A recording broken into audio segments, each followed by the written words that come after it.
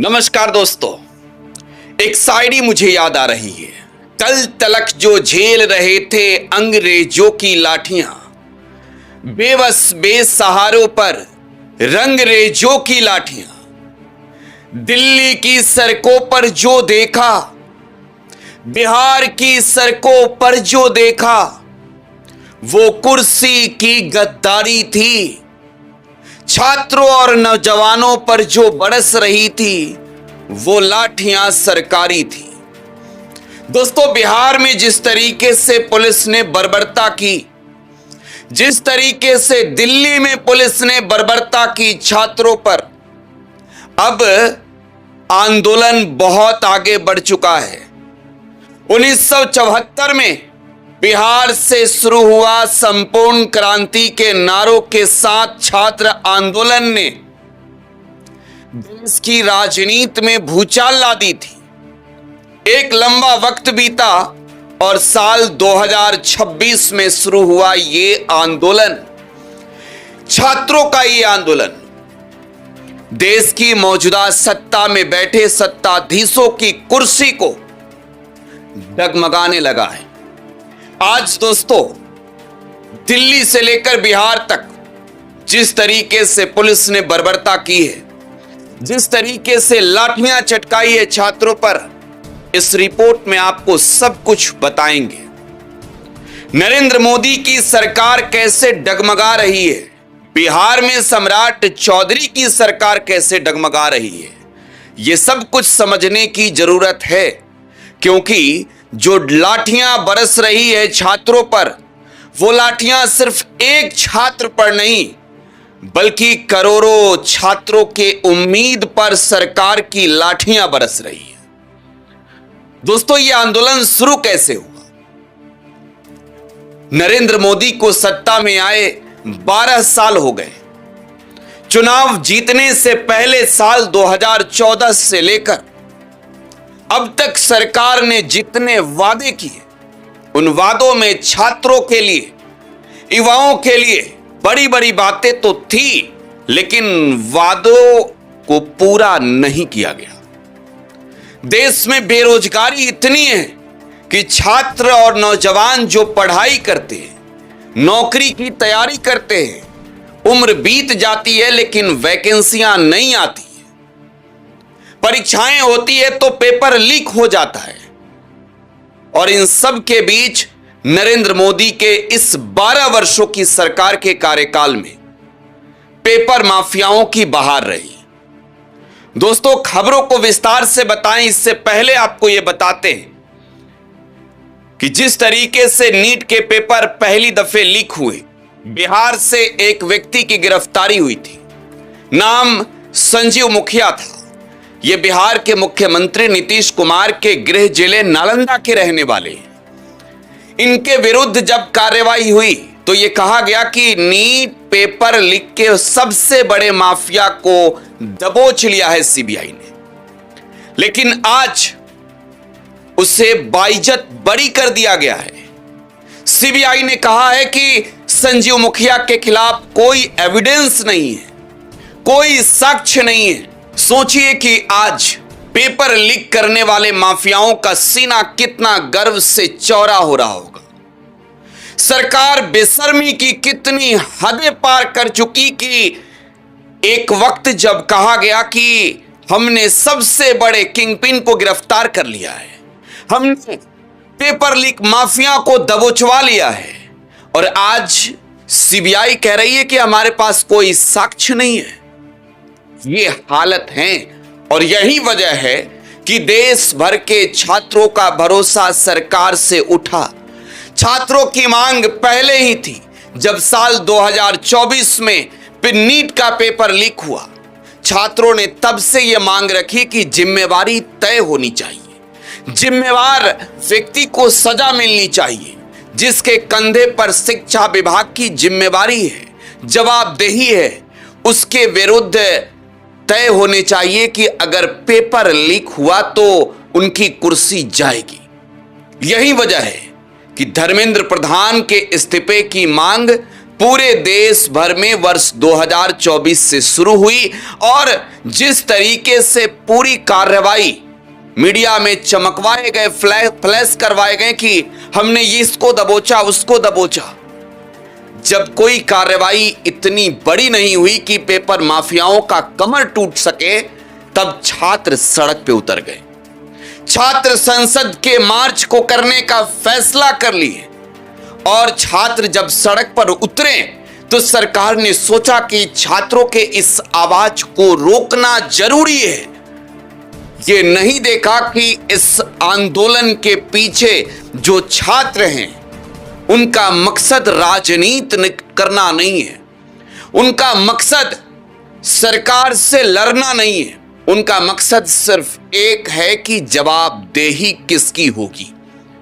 धर्मेंद्र प्रधान का इस्तीफा क्यों नहीं कराया जा रहा है?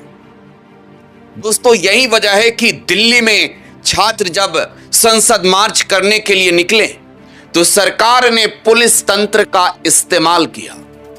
जैसे कभी अंग्रेज भारत में आकर हुकूमत चलाते थे, आवाज उठाने वालों पर बेड़ियां बरसाते थे, कोड़े मारते थे, वैसे ही दिल्ली की सड़कों पर 20 जुलाई को छात्र, नौजवान, महिला, लड़की सबको दौड़ा दौड़ा कर पीटा गया।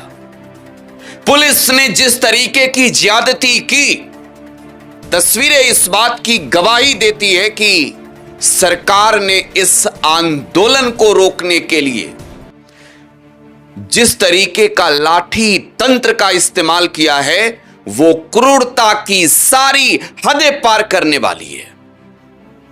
दोस्तों, आज दिल्ली की हाई कोर्ट ने एक पुलिस अधिकारी पर कार्रवाई किया है, लेकिन जिन पुलिस अधिकारियों के निर्देश पर हजारों की संख्या में उतरे पुलिस बल के जवानों ने, आरएएफ के जिन अधिकारियों के निर्देश पर आरएएफ के जवानों ने, सैकड़ों जवानों ने जिस तरीके से निहत्थे छात्रों पर लाठियां बरसाई, मार मार कर अधमरा कर दिया, छात्रों, नौजवानों के सिर फोड़ दिए, लड़कियों के साथ जिस तरीके की दुर्व्यवहार किया, जिस तरीके से लड़कियों के साथ पुलिस वाले पेश आए, आज ये सवाल है कि क्या कार्रवाई उन पर भी नहीं होनी चाहिए? दिल्ली से शुरू हुआ ये आंदोलन जब बिहार पहुंचा, जब दिल्ली के आंदोलन ने बिहार वालों को आवाज दी, तो बिहार की सड़कों पर अब जो छात्रों का जमावड़ा, जो जनसैलाब नजर आ रहा है, वो तारीखें फिर से गवाही देने के लिए तैयार है कि जब 1974 में जयप्रकाश नारायण के नेतृत्व में संपूर्ण क्रांति का आगाज हुआ, जब ये नारे दिए गए कि कुर्सी खाली करो, सिंहासन खाली करो, जनता आती है, अब वही दौर, वही तस्वीर नजर आ रहा है। दोस्तों, पहले आपको मैं तस्वीरें दिखाना चाहता हूं, तस्वीरें मैं पहले आपको दिखाना चाहता हूं। इस फ्रेम की दो तस्वीरों को देखिए। एक फ्रेम में तस्वीर आपको मैं दिल्ली की दिखा रहा हूं, दूसरे फ्रेम में तस्वीर आपको मैं दिखा रहा हूं बिहार की राजधानी पटना का। बिहार के अलग अलग हिस्सों की भी तस्वीर है और कहते हैं ना कि तस्वीरें गवाही देती है, तस्वीरें सब कुछ बोलती है। ये छात्र किसी राजनीतिक दल के कार्यकर्ता नहीं है, ये छात्र किसी राजनीतिक दल के गुलाम नहीं है, ये छात्र अपनी आवाज को बुलंद करने के लिए प्रदर्शन कर रहे हैं और इन छात्रों पर जो लाठियां बरस रही है वो लाठियां सरकारी, वो लाठियां सरकार के फरमान से बरसाए जा रहे हैं, वो लाठियां सरकार के गुलामों के द्वारा बरसाए जा रहे हैं। और ये तस्वीरें इस बात को लेकर एक संकेत देती है कि ये आगाज है, ये महा आगाज है। दोस्तों, हमने दिल्ली की तस्वीरों को अपने कैमरे में कैद किया था। हम दिल्ली के जंतर मंतर पर थे, हमने वो तारीखें देखी है जब जंतर मंतर पर छात्रों का एक सीमित भीड़ था, छात्र अपने घरों में थे और इस बात को लेकर वो तैयार थे कि अगर सरकार ने अपने तुगलकी फरमान जारी किए, अगर सरकार ने निहत्थे छात्रों पर लाठियां बरसाएं, तो हम घरों से निकलेंगे। और सरकार ने यह कोशिश की कि इन छात्रों को गुंडा कहा जाए, अराजक कहा जाए। बीजेपी के प्रवक्ताओं ने इन्हें पाकिस्तानी कह दिया, किसी ने कह दिया कि ये बांग्लादेश वाला हाल भारत में करना चाहते हैं। छात्रों का गुस्सा तब बढ़ा, छात्र तब इस बात को लेकर आक्रोशित हो गए जब दिल्ली के जंतर मंतर पर मौन तरीके से सरकार के खिलाफ भूख हड़ताल करके सोनम वांगचुक बैठे थे और उन्हें प्रशासन जबरदस्ती वहां से अस्पताल लेकर चली गई। तब छात्रों का गुस्सा बढ़ा और 20 तारीख को जो संसद मार्च का ऐलान था, जो कॉल किया था सीजेपी ने, कॉकरोच जनता पार्टी ने, तब लाखों की संख्या में छात्र दिल्ली की सड़कों पर उतर गए।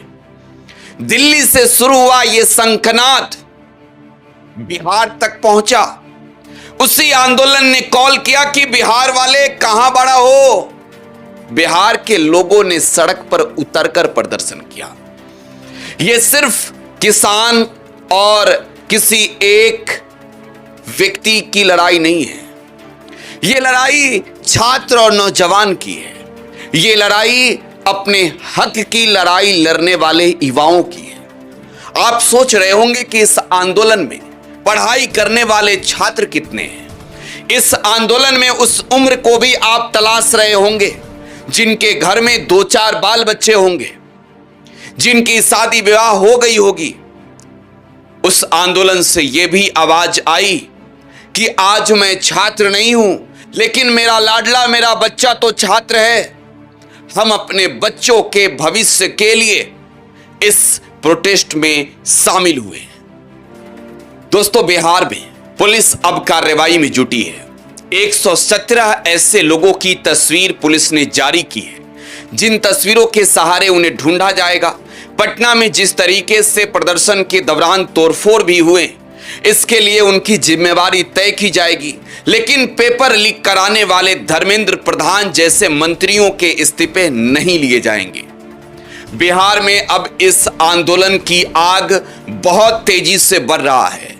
बिहार के कटिहार, दरभंगा, बेगूसराय में जिस तरीके से प्रदर्शन ने अब उग्र रूप लेना शुरू कर दिया है, ये संदेश दिल्ली तक बैठे सत्ता में लोगों को पहुंच गई होगी कि बिहार ने आगाज कर दिया है।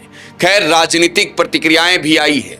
प्रतिक्रियाओं की बात करें इससे पहले आपको यह बताते हैं कि बिहार विधानमंडल का मॉनसून सत्र चल रहा है। दोस्तों, सदन के अंदर सत्ता पक्ष और विपक्ष आमने सामने है। इस बीच आरजेडी ने बिहार विधान परिषद में कार्य स्थगन प्रस्ताव लाने की मांग की और साथ ही साथ इस बात को लेकर सदन के अंदर कहा कि जिस तरीके से छात्रों पर लाठी चार्ज हुई है, इस पर बहस होनी चाहिए। इसके अलावे बिहार विधानसभा में आज बीजेपी के विधायक छात्रों को गुंडा कह रहे थे। वो कह रहे थे कि ये छात्र नहीं है। छात्रों को गुंडा कहने पर महागठबंधन ने इनका विरोध किया।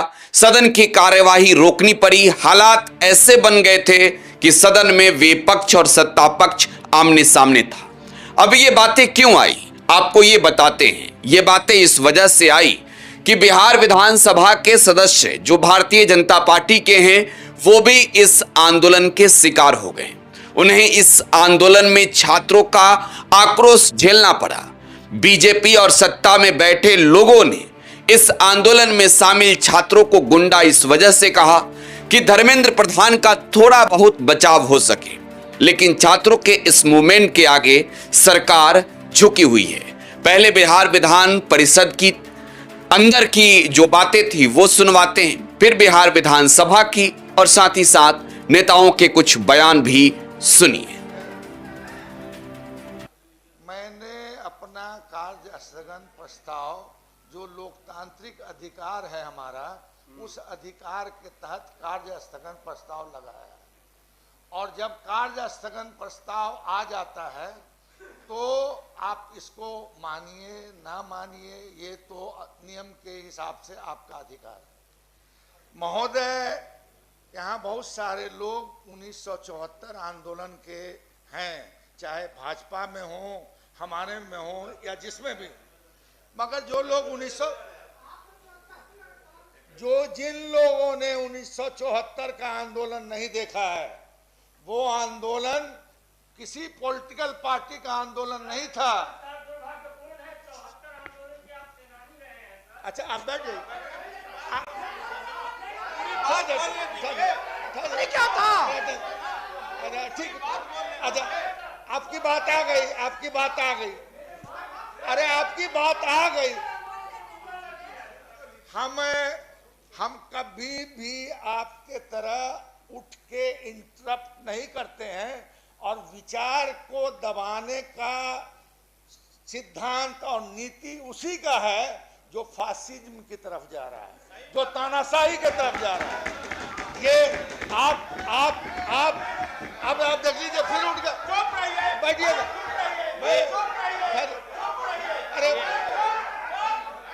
अरे बैठ, ये क्या बोलते हैं?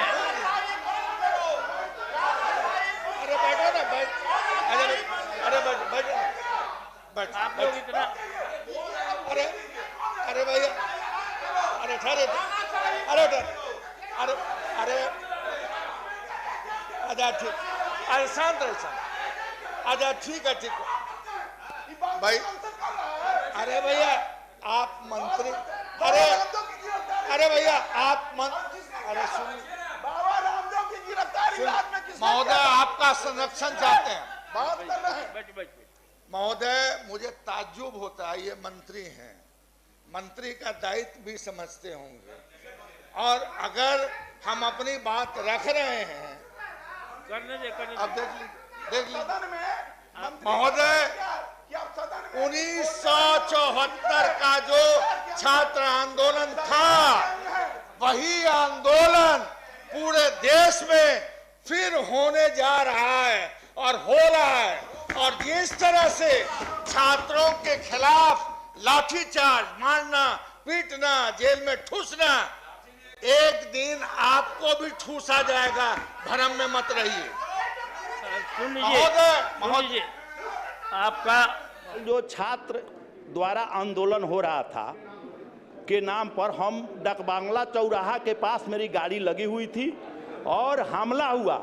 हमला जो है सो सैकड़ों के संख्या में हमलावर आए और जो है सो गाड़ी पर हमला किए, लेकिन जो हमलावर थे वह छात्र हो नहीं सकते हैं, वह छात्र नहीं थे, वह जो है सो गुंडा थे, वह अपराधी थे,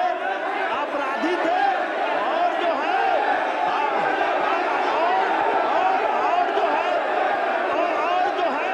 हो गई। राम बाबू जी बैठ जाइए, बैठिए, बात आ गई, आलोक जी बोलिए, चलिए बैठिए। आ रहा है, क्या बोलिएगा ना, देखिए, शांति, बैठिए, प्लीज बैठ जाइए। श्याम जी, बात आ गई, सबको मौका मिलेगा, बैठ जाइए, कृपया बैठ जाएं। श्याम बाबू जी, आपको मौका मिला, बैठ जाइए, प्लीज बैठिए। संक्षेप में देश का ले लिया, पहले हम ले लिया, गजब बात है, बैठिए ऋषि जी, हम ले लिया, उनकी बातों को लिया हमने, बैठिए आप, बात ले लिया, गजब बात है। कहाँ थे आप? श्याम बाबू ने अपनी बातों को रख दिया, बैठ जाइए, बैठिए। तारकिशोर जी,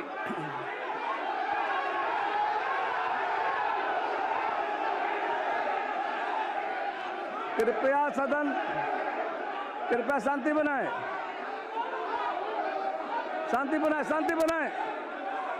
बैठिए सीटों पर अपने, बैठिए,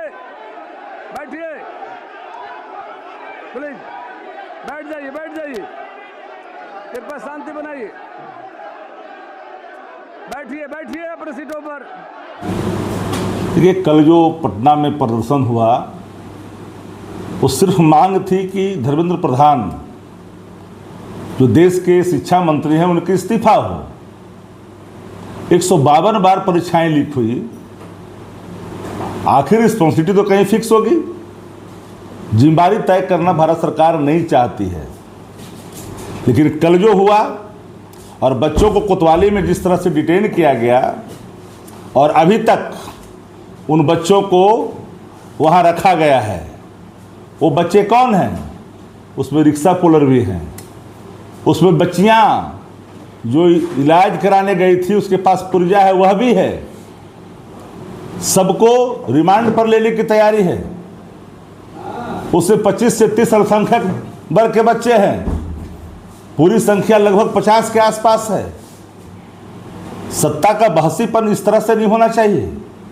लोकतंत्र में धरना और प्रदर्शन उनका अधिकार है और कोई अधिकार से कोई वंचित नहीं कर सकता। ये डेमोक्रेसी की खूबसूरती है। जनभावना को रखा जाता है सत्याग्रह के मामले, सत्याग्रह के रास्ते, लेकिन सत्ता प्रतिष्ठान अहंकार में जी रही है और चाहती है कि लाठियों के बल पर, गोलियों के बल पर और कानून पुलिस के बल पर हम इनको दबाएं। पर भूले नहीं, डेमोक्रेसी में बात रखने की आज़ादी है। लोगों को आज़ादी आप छीन नहीं सकते। जो कार्रवाइयाँ की जा रही है वह लोकतंत्र के लिए ठीक नहीं है। इसका असर बांकीपुर की चुनाव में आपको देखने को मिलेगा। वो गरीब हैं, रिक्शा पुलर है, काम करने वाले लोग हैं, वो लोग भी हैं, उनको पकड़ करके रखा गया है। ये ठीक नहीं है शासन के लिए। अब बड़ी बात यह है कि छात्रों को गुंडा कहने की इजाजत बीजेपी को किसने दिया? भारतीय जनता पार्टी के नेता आखिरकार कैसे प्रदर्शनकारी छात्रों को गुंडा कह सकते हैं? नीट जैसे मामलों को लेकर सरकार की बड़ी बड़ी बातें सिर्फ जुबानी रह गई, लेकिन किसी भी प्रकार के वादे पूरे नहीं किए गए। छात्रों को लेकर यह वादा किया गया था कि बेरोजगारी को खत्म करेंगे। आज भारत में जिस तरीके की बेरोजगारी है, छात्र अपनी इन्हीं समस्याओं के वजह से तो सड़क पर उतरे हैं। जिस तरीके से प्रदर्शन करने वाले छात्र को गुंडा भारतीय जनता पार्टी के नेता बता रहे हैं, जरा सोचिए कि क्या धर्मेंद्र प्रधान को वो भ्रष्टाचारी नहीं कह सकते? वो ये नहीं कह सकते कि आने वाली तारीखें जवाब मांगेगी, जबकि छात्रों को गुंडा कैसे कहा तो बचाव में कह देंगे कि बीजेपी का विरोध किया। बड़ी बात यह है कि भारतीय जनता पार्टी का विरोध करने वाले, बीजेपी सरकार के विरोध करने वाले लोगों को एंटी नेशनल तक कहा जाता है और ये बातें इस प्रोटेस्ट के दौरान भी नजर आई। बड़ी बातें यह भी है कि छात्रों का आक्रोश अब बहुत आगे बढ़ चुका है। सरकार या तो हार स्वीकार ले, नहीं तो ये जन आंदोलन का आगाज आने वाली तारीखों के लिए बहुत ही मुश्किल से बड़ा सरकार के लिए होगा। इस रिपोर्ट में बस इतना ही। आप टुडे बिहार न्यूज पर बने रहें। धन्यवाद।